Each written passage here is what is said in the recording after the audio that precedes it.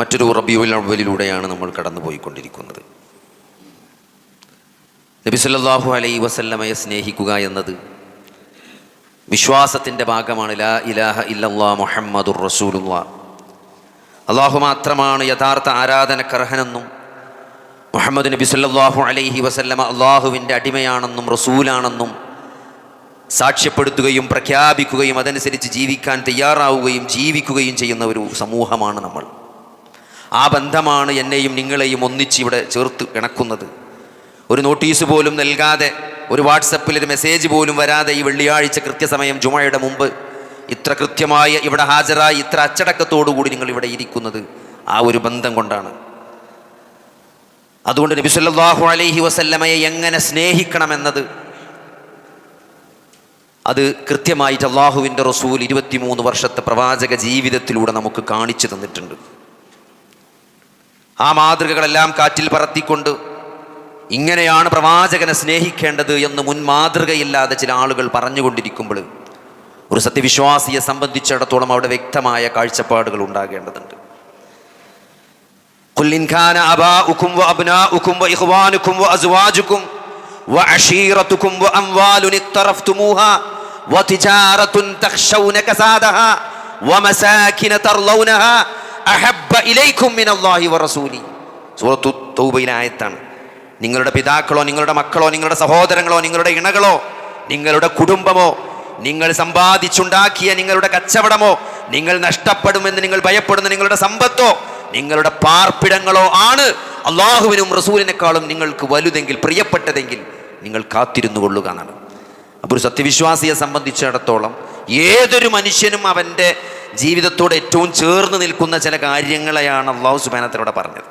ബാപ്പാര്, മക്കള്, സഹോദരങ്ങൾ, ഇണകൾ, സമ്പാദ്യങ്ങൾ, കുടുംബങ്ങൾ, കച്ചവടം, പാർപ്പിടം, ഇതൊക്കെയാണ് ഒരു മനുഷ്യൻ്റെ കാലങ്ങളായിട്ടോ സമ്പാദിച്ചുണ്ടാക്കിയത്. ഇതാണ് ഇതിനു വേണ്ടിയാണ് ആൾക്കാർ ജീവിക്കുന്നത്.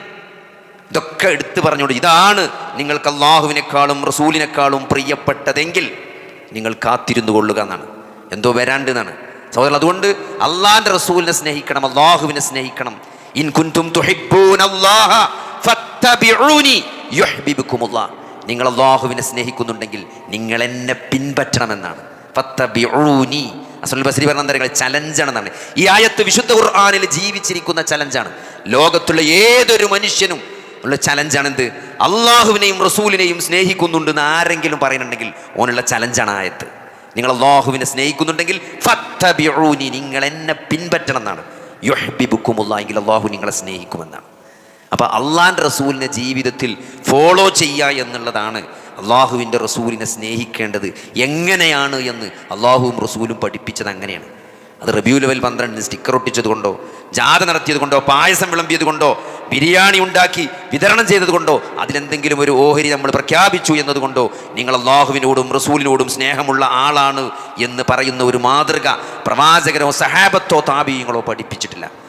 എന്തിനേറെ പ്രവാചകൻ ജനിച്ച ദിവസം പോലും പ്രവാചകനറിയില്ല, സഹാബത്തിനറിയില്ല, ഇസ്ലാമിലെ ആദ്യത്തെ നൂറ്റാണ്ടുകളിലെ തലമുതിർന്ന ഒരു പണ്ഡിതന് പോലും അറിയില്ല. നിങ്ങൾ ആലോചിച്ച് നോക്കി. എന്തുകൊണ്ടാണത്? റസൂൽ ജനിക്കുമ്പോൾ റസൂലായിരുന്നില്ല. അബ്ദുള്ളയുടെ മകനായി, അബ്ദുൽ മുത്തലിബിന്റെ പേരക്കുട്ടിയായി, ആമിന ബിൻത് വഹബിന്റെ മകനായി റസൂലുള്ളാഹി സ്വല്ലല്ലാഹു അലൈഹി വസല്ലമ മക്കയിൽ ജനിക്കുമ്പോൾ റസൂലല്ല, റസൂൽ പ്രവാചകനല്ല, റസൂൽ നബിയാകാൻ പോകുന്ന ആളാണ് എന്ന് ഒരാൾക്കും അറിയില്ല. അതുകൊണ്ട് തന്നെ അറബികൾ അവരുടെ ജന്മദിനം ഓർത്തു വെക്കാറില്ല. അങ്ങനെ ഓർത്തു വെക്കാത്തത് കൊണ്ട് നബി സല്ലല്ലാഹു അലൈഹി വസല്ലമ ജനിച്ച ദിവസം എന്നാണെന്ന് നബിക്കറിയില്ല, നബിൻ്റെ കുടുംബക്കാർക്കറിയില്ല, സഹാബത്തിനറിയില്ല. ഇസ്ലാമിലെ തലമുതിർന്ന ഒരു ഇമാമിയങ്ങളും ആ ദിവസത്തെക്കുറിച്ച് അജ്ഞരാണ്. പിന്നെ എന്ത് മാത്രമേ ഉള്ളൂ, അള്ളാഹുവിൻ്റെ റസൂൽ വഫാത്തായത് റബീഉൽ അവ്വൽ 12 എന്നത് ചരിത്രത്തിൽ മഷ്ഹൂറാണ്, അറിയപ്പെട്ട കാര്യമാണ്. കാരണം എന്താ? റസൂൽ മരിക്കുന്നത് റസൂലായിട്ടാണ് മരിക്കുന്നത്. ജനിക്കുമ്പം റസൂലായിട്ടല്ല ജനിക്കുന്നത്, റസൂൽ മരിക്കുന്നത് റസൂലായിട്ടാണ് മരിക്കുന്നത്. അതുകൊണ്ട് ആ ദിവസം ഓർമ്മിക്കപ്പെട്ടു. റസൂലുള്ളാഹി സ്വല്ലല്ലാഹു അലൈഹി വസല്ലമ ജീവിച്ച ഒരു ദിവസം പോലും, എത്രയോ ജന്മദിനങ്ങൾ കടന്നുപോയിട്ട് ഏതെങ്കിലും ഒരു ദിവസം പോലും റസൂല് എൻ്റെ ജന്മദിനം റബീഉൽ അവ്വൽ 12 എന്ന് പറഞ്ഞ് ആ 12 എന്തെങ്കിലും ഒരു സലാത്ത് ചൊല്ലിയതായിട്ട്, ഒരു കാരക്കച്ചീള് അധികം സ്വതക്ക കൊടുത്തതായിട്ട്, ഇതിലൊക്കെ ഏറ്റവും കൂടുതൽ നമസ്കരിക്കുന്ന വ്യക്തിയാണ്, ഏറ്റവും കൂടുതൽ ദാനധർമ്മം ചെയ്യുന്ന വ്യക്തിയാണ്, ഏറ്റവും കൂടുതൽ സൽക്കർമ്മങ്ങൾ ചെയ്യുന്ന വ്യക്തിയാണ് പ്രവാചകൻ സ്വല്ലല്ലാഹു അലൈഹി വസല്ലമ. നബിൻ്റെ കൂടെ നമുക്ക് ഒരിക്കലും കോമ്പീറ്റ് ചെയ്യാൻ പറ്റില്ല. നിസ്കാരങ്ങൾ എന്തെടുത്ത് നോക്കി, നബിൻ്റെ ഏത് കാര്യം എടുത്ത് നോക്കി, നബിൻ്റെ നിസ്കാരമാകട്ടെ, നോമ്പാകട്ടെ, നബിൻ്റെ ആരാധനകളാകട്ടെ, ഒന്നും നമുക്ക് ഇപ്പോഴും നമുക്ക് കോമ്പീറ്റ് ചെയ്തെത്താൻ പറ്റില്ല. അത്രയും സൂപ്പറായിട്ടാണ് നിൽക്കുന്നത്. ആ പ്രവാചകൻ ജീവിതത്തിൽ ഒരു സന്ദർഭത്തിൽ പോലും പറഞ്ഞിട്ടില്ലെന്ത് ഞാൻ ജനിച്ചത് റബീഉൽ അവ്വൽ 12-നാണ്, പറഞ്ഞിട്ടില്ല.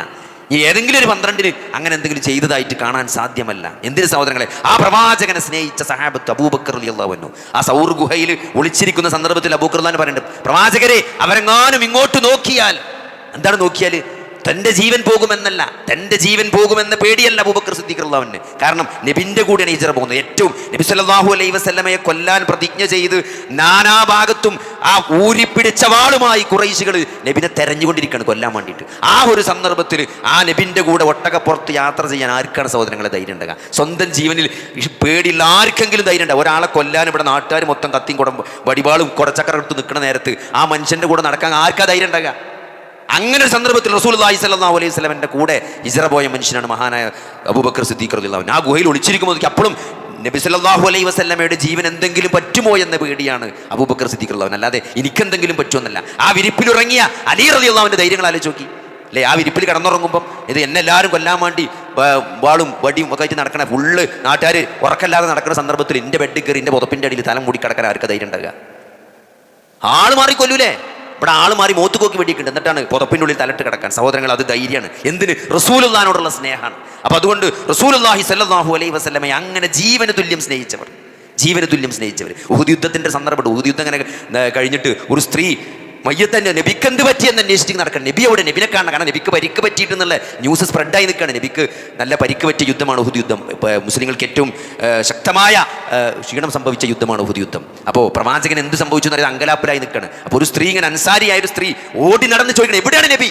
അപ്പോൾ ആദ്യം കേട്ട ന്യൂസ് എന്തരോ, നിങ്ങളുടെ പിതാവ് കൊല്ലപ്പെട്ടിരിക്കുന്നു എന്നാണ്. നിങ്ങളുടെ പിതാവ് കൊല്ലപ്പെട്ട് മൈൻഡ് ചെയ്യണില്ല. കുറച്ചുകൂടി മുന്നോട്ട് എവിടെയാണ് പ്രവാചകൻ അന്വേഷിച്ച് വീണ്ടും നടക്കുമ്പോൾ നിങ്ങളുടെ ഭർത്താവ് നിങ്ങളുടെ സഹോദരൻ കൊല്ലപ്പെട്ടിരിക്കുന്നു എന്നാണ്. അവർ കുലുങ്ങണില്ല. അവിടെ പിന്നെ എവിടെയാണ് മയ്യത്ത് എന്നല്ല ചോദിക്കുന്നത്, പ്രവാചകൻ എവിടെയാണെന്നാണ് ചോദിക്കുന്നത്, എവിടെയാണ് റസൂൽ എന്നാണ് ചോദിക്കുന്നത്. അങ്ങനെ വീണ്ടും മുന്നോട്ട് പോകുമ്പോൾ നിങ്ങളുടെ ഭർത്താവ് പിതാവ് കൊല്ലപ്പെട്ടു, ആങ്ങള വധിക്കപ്പെട്ടു, ഭർത്താവും വധിക്കപ്പെട്ടു, എന്നിട്ടും റസൂലുള്ളാഹി സ്വല്ലല്ലാഹു അലൈഹി വസല്ലമയെ കണ്ട് സമാധാനമടഞ്ഞതിന് ശേഷമാണ് തൻ്റെ പ്രിയപ്പെട്ടവരുടെ മൃതശരീരത്തിൻ്റെ അരികിലേക്ക് ആ സ്ത്രീ കടന്നു പോകുന്നത്. എന്തുകൊണ്ടാണത്? അതാണ് റസൂലുള്ളാഹി സ്വല്ലല്ലാഹു അലൈഹി വസല്ലമയെ ആ സഹാബത്ത്, ആ അനുചരന്മാർ അങ്ങനെയാണ് റസൂലുള്ളാഹിനെ സ്നേഹിച്ചത്. അങ്ങനെയാണ് ത്വൽഹത്ത് ബിൻ ഉബൈദില്ലാഹ് റളിയല്ലാഹു അൻഹു അല്ലേ, ആ ഉഹുദ് യുദ്ധത്തിൻ്റെ സന്ദർഭത്തിൽ നബിക്കും ശത്രുക്കൾക്കും ഇടയിൽ നിന്ന് നബി കേൾക്കേണ്ട മുഴുവൻ പരിക്കുകളും വെട്ടുകളും ഏറ്റുവാങ്ങിയ ത്വൽഹത്തിനെ നോക്കിയിട്ടാണ് അന്ന് സഹാബത്ത്, ആർക്കെങ്കിലും ജീവിച്ചിരിക്കുന്ന രക്തസാക്ഷി, എപ്പോഴും ഇസ്ലാമിൽ മരിച്ച രക്തസാക്ഷികൾ ഉണ്ടാവുള്ളൂ, ആരെങ്കിലും ജീവിച്ചിരിക്കുന്ന രക്തസാക്ഷിയെ കാണുമെന്ന് ആഗ്രഹിക്കുന്നുണ്ടെങ്കിൽ അവർ ത്വൽഹത്ത് ബിൻ ഉബൈദില്ലാഹ് റളിയല്ലാഹു അൻഹു കണ്ടാൽ മതി എന്നാണ്. അത്രയും പരിക്കുകൾ പറ്റിയ ഒരു കൈ, അതിന് ആ ഉഹുദ് യുദ്ധത്തിന് ശേഷം ഒരു കൈ പിന്നെ പൊക്കാൻ പറ്റിയിട്ടില്ല എന്നാണ്, വെട്ടേറ്റിട്ട് നോക്കി. അത്രയും ജീവിച്ചിരിക്കുക പ്രവാചകനെ അങ്ങനെ മുന്നിൽ നിന്ന് വെട്ടുകൊണ്ട് സംരക്ഷിച്ച ആ സഹാബത്ത് സഹോദരങ്ങളെ, ആ സഹാബത്ത് അവരുടെ ജീവിതത്തിൽ ഒരിക്കൽ പോലും റബീഉൽ അവ്വൽ 12-ന് ഒരു സ്വലാത്ത് അധികം ചൊല്ലിയിട്ടില്ല. റബീഉൽ അവ്വൽ 12-നാണ് ഞങ്ങളുടെ നബി ജനിച്ചത് എന്ന് അവർ എവിടെയും പറഞ്ഞതായി ചരിത്രത്തിൽ കാണാൻ സാധ്യമല്ല. എന്തെങ്കിലും ഒരു പായസം, എന്തെങ്കിലും ഒരു ഭക്ഷണം, എന്തെങ്കിലും ഒരു സ്വതക്ക അവർ അധികം കൊടുത്തതായി ചരിത്രത്തിൽ കാണാൻ സാധ്യമല്ല. അങ്ങനെ ഒരു തീയതിയെക്കുറിച്ച്, അങ്ങനെ ഒരു ജന്മദിനത്തെക്കുറിച്ച് പോലും അവർക്കറിയില്ല. അവർക്കില്ലാത്ത സ്നേഹമാണോ നിങ്ങൾക്കുണ്ട് എന്ന് നിങ്ങൾ പറയുന്നത് അല്ലേ? ഈ റബീഉൽ അവ്വൽ 12-ന് അങ്ങനെ എന്താണ് സ്വലാത്ത് ചൊല്ലിയാൽ ഉണ്ടാകുമെന്ന പ്രവാചക സ്നേഹത്തിന് എന്ത് മാതൃകയാണ് സഹോദരങ്ങൾ ഇസ്ലാമിക ചരിത്രത്തിലുള്ളത്? പ്രവാചകൻ അറിയാത്ത ഒരു റബീഉൽ അവ്വൽ 12, സഹാബത്തിന് അറിയാത്ത ഒരു ജന്മദിനം, താബീങ്ങൾക്ക് മനസ്സിലാകാതെ പോയ ഒരു ജന്മദിനം, മദ്ഹബിന്റെ തലമുതിർന്ന 4 ഇമാമുകൾക്ക് പോലും യാതെ പോയ ഒരു റബീഉൽ അവ്വൽ, എങ്ങനെയാണ് സഹോദരങ്ങൾ അതിന് ഇസ്ലാമിൽ ഒരു സ്ഥാനം ഉണ്ടാകുക? ഇതൊക്കെ ആളുകൾ പിൻകാലത്ത് കടത്തിക്കൂട്ടിയ, ഇസ്ലാമിനെ വികൃതമാക്കാൻ വേണ്ടി മറ്റു മതങ്ങളുടെ ആചാരാനുഷ്ഠാനങ്ങൾ ഇസ്ലാമിലേക്ക് കടത്തിക്കൊണ്ടുവന്ന് അതിനെ വികൃതമാക്കാൻ ശ്രമിച്ച ആളുകളുടെ ശ്രമമാണ് സഹോദരങ്ങൾ. അത് തിരിച്ചറിയാനുള്ള ഒരു ബുദ്ധിയെങ്കിലും ഈ മുസ്ലിം ഉമ്മത്ത് കാണിക്കണം. നിങ്ങൾ എന്തിനെയാണ്, വിശുദ്ധ ഖുർആൻ ഇടക്കിടക്ക് ചോദിക്കുന്നത്, നിങ്ങൾ എന്തിനെയാണ് പിൻപറ്റുന്നത്? നിങ്ങളുടെ ബാപ്പാപ്പന്മാർ കൊണ്ടുവന്ന് ഓരോ പ്രവാചകന്മാർ വരുമ്പോഴും ആ പ്രവാചകന്മാരെ നിഷേധിച്ച സമൂഹം അവരോട് പറഞ്ഞ ആ പ്രവാചകനോട് പറഞ്ഞൊരു കാര്യമുണ്ട്, എന്താണ്? ഞങ്ങൾ പിൻപറ്റുന്നത് ഞങ്ങളുടെ ബാപ്പാപ്പമാരെയാണെന്നാണ്, അല്ലാതെ അള്ളയും റസൂലും കൊണ്ട് ഞാൻ അല്ല അവർ പിൻപറ്റുന്നത്. അള്ളാഹു ഇറക്കിയതിലേക്ക് നിങ്ങൾ വരണമെന്ന് പ്രവാചകൻ പറയുമ്പോൾ അവർ തിരിച്ചു പറഞ്ഞൊരു വാക്കെന്താണ്? ഞങ്ങളുടെ വാപ്പപ്പാപ്പമാർ കാരണവന്മാർ കൊണ്ടുവന്നതിലേക്കാണ് ഞങ്ങൾ പോകുക, അല്ലാതെ നീ കൊണ്ടുവന്നത്. അതുകൊണ്ട് സഹോദരങ്ങളെ, എന്താണ് ദീൻ? ദീൻ എന്നത് സമാവിയാണ്. ആകാശലോകത്ത് നിന്ന് അള്ളാഹു വഹിയായിട്ട് ഇറക്കിയതാണ്. ഖാല അല്ലാഹു തആല ഖാല റസൂലുള്ളാഹി സ്വല്ലല്ലാഹു അലൈഹി വസല്ലം. അതാണ് വഹി. അള്ളാഹു എന്ത് പറഞ്ഞോ, പ്രവാചകൻ എന്ത് പറഞ്ഞോ, അതാണ് വഹി, അതാണ് ദീൻ. അതല്ലാത്ത ഒന്നും ദീനല്ല. അൽ യൗമ അക്മൽതു ലക്കും ദീനക്കും.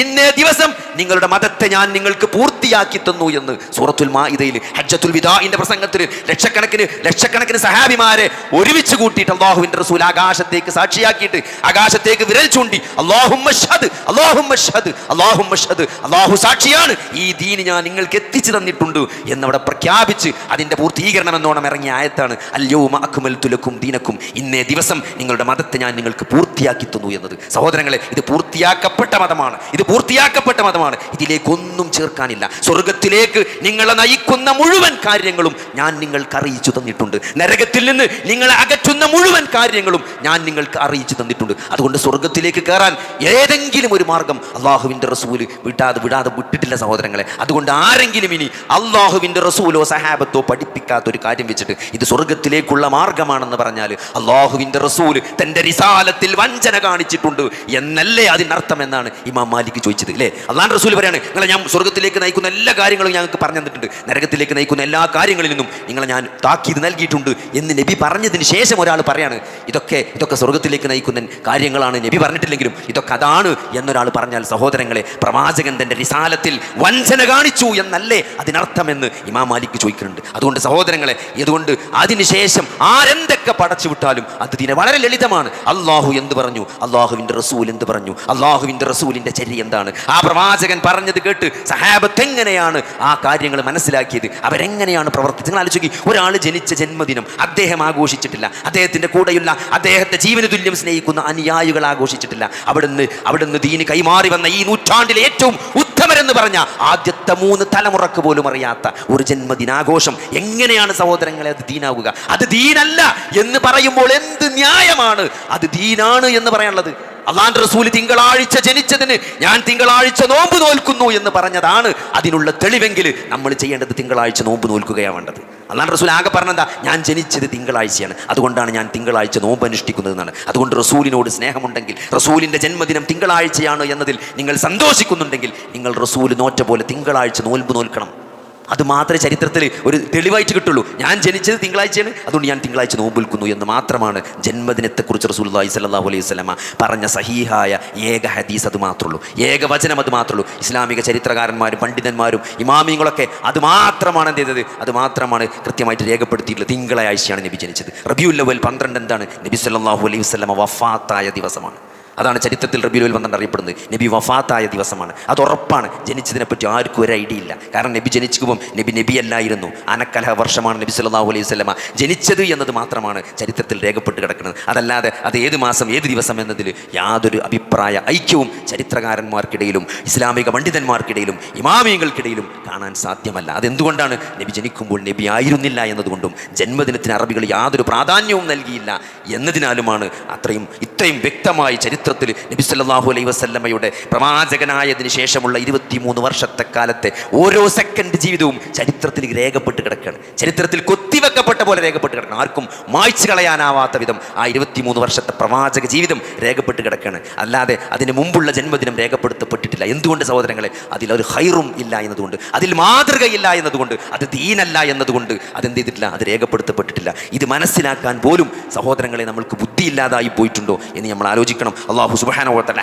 ഹക്കായി മനസ്സിലാക്കാനും അതിനെ പിൻപറ്റാനുള്ള ആർജവം കാണിക്കാനും അതിനെ പിൻപറ്റി ജീവിക്കാനുള്ള ഹക്കിനോടൊപ്പം നിൽക്കാനുള്ള ബോധവും അല്ലാഹു നമുക്ക് നൽകുമാറാകട്ടെ.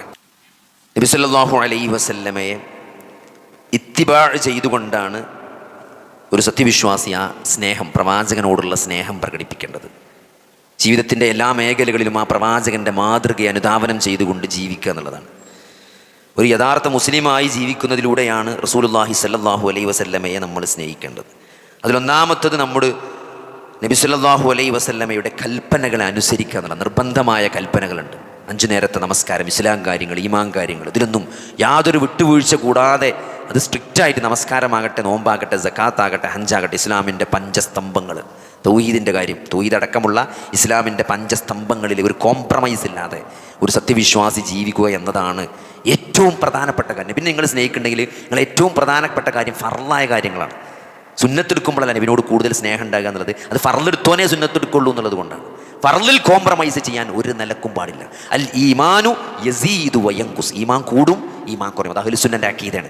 ഈമാൻ ചിലപ്പം എന്ത് ചെയ്യും, ചിലപ്പം അൽ ഈമാനു യസീദു ബിത്വാഅത്തില്ലാ എന്നാണ്. അള്ളാഹിനെ അനുസരിക്കുമ്പോൾ, അള്ളാഹിൻ്റെ റസൂൽ അനുസരിക്കുമ്പോൾ നമ്മൾ എന്ത് ചെയ്യും? നല്ല നല്ല കാര്യങ്ങൾ, കുറേ നിസ്കരിച്ച, കുറേ നോമ്പ് വിൽക്കുക, നല്ല കാര്യങ്ങൾ ചെയ്യുമ്പോൾ ഈമാൻ കൂടും. ഒയങ്കുസു ബി മഅസിയത്തില്ല എന്ന്, തെറ്റുകൾ ചെയ്യുമ്പോൾ, ഒരു സിനിമക്ക് പോയി കുറേ പാട്ട് കേട്ടു, എന്ത് ചെയ്യും? ഈമാൻ കുറയും. ഖുർആൻ കേൾക്കാൻ തോന്നൂല. നേരെ വെച്ച് ഖുർആൻ കേട്ടാൽ ഈമാൻ കൂടും. അപ്പോൾ തെറ്റുകൾ എന്ത് ചെയ്യും? തെറ്റുകൾ ഈമാനെ കുറക്കും, നന്മകൾ ഈ ആരാധനകൾ ഈമാനെ കൂട്ടും. ഇത് അഹ്ലുസുന്നൻ്റെ അക്കീദയാണ്. ഈമാൻ കൂടും ചെയ്യും, കുറയും ചെയ്യും. എപ്പോഴും ഒരേമാതിരി നിൽക്കില്ല. ചിലപ്പോൾ നമ്മൾ പിടുത്തം വിടും. പക്ഷെ പിടുത്തം വിടുമ്പോൾ എന്ത് ചെയ്യരുത്? ഫർളിൻ്റെ താഴത്തേക്ക് പോകാൻ പാടില്ല. സുന്നത്ത് നിസ്കരിച്ചിട്ടില്ലെങ്കിലും കുഴപ്പമില്ല.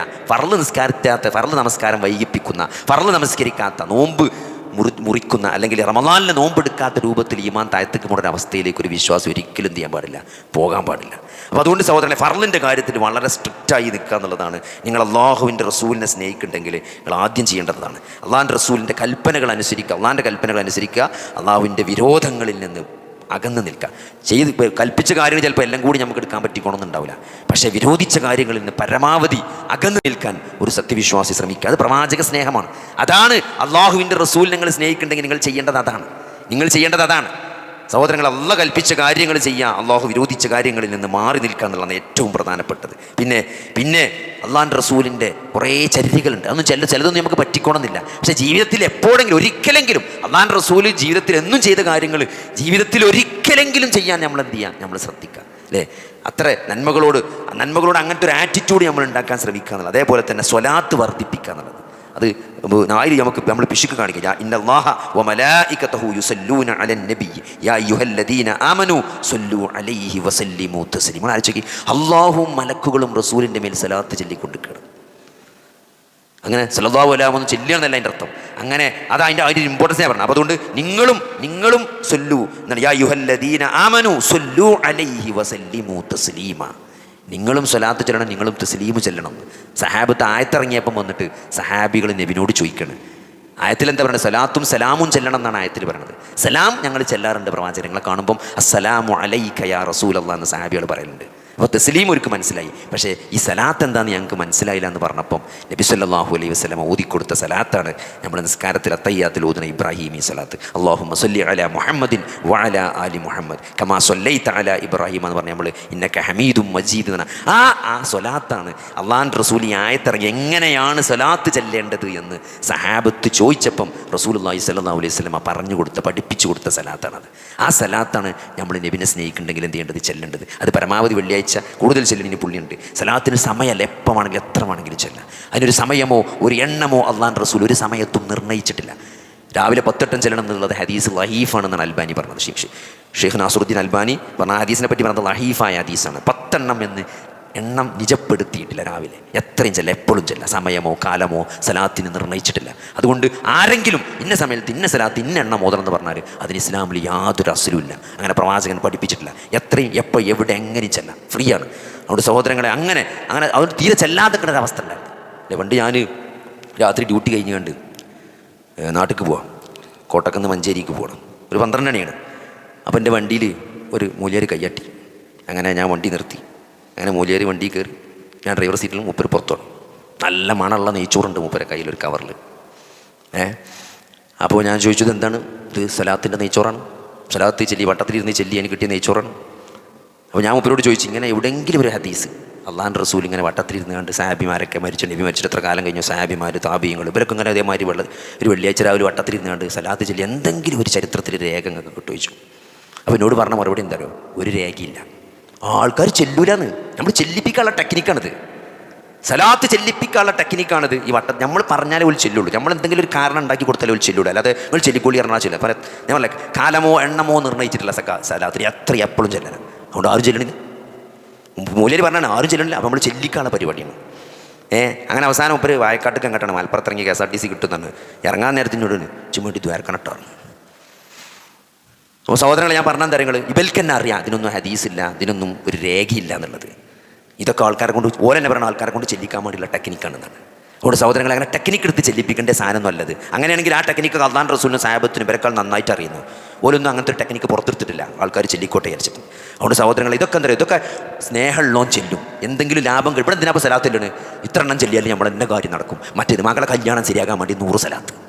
നമ്മളെ കാര്യം നേടാനല്ല. നമ്മളെ മകളെ കല്യാണം ശരിയാകാനാണ് നമ്മൾ സലാത്തില്ലാണ്. അള്ളാന്റെ റസൂലിനോട് സ്നേഹമുണ്ടോ?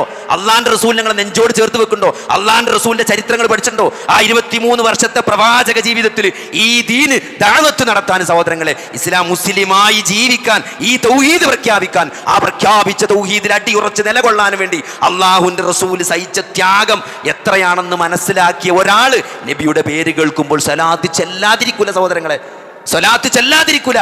അത്രയും പ്രതിസന്ധികളിലൂടെയും പ്രയാസങ്ങളിലൂടെയാണ് റസൂലുള്ളാഹി സ്വല്ലല്ലാഹു അലൈഹി വസല്ലമ കടന്നുപോയിട്ടാണ് ഈ ദീൻ ഇത്ര ഭംഗിയായി നമ്മുടെ കയ്യിലെത്തിയത്. അത് അറിഞ്ഞ് പഠിച്ച മനസ്സിലാക്കി അനുസരിച്ച് ജീവിക്കുന്ന ഒരാൾക്കും അള്ളാഹുവിന്റെ റസൂലിനെ മറക്കാൻ കഴിയില്ല, സ്വലാത്ത് ചെല്ലാതെ കഴിയില്ല.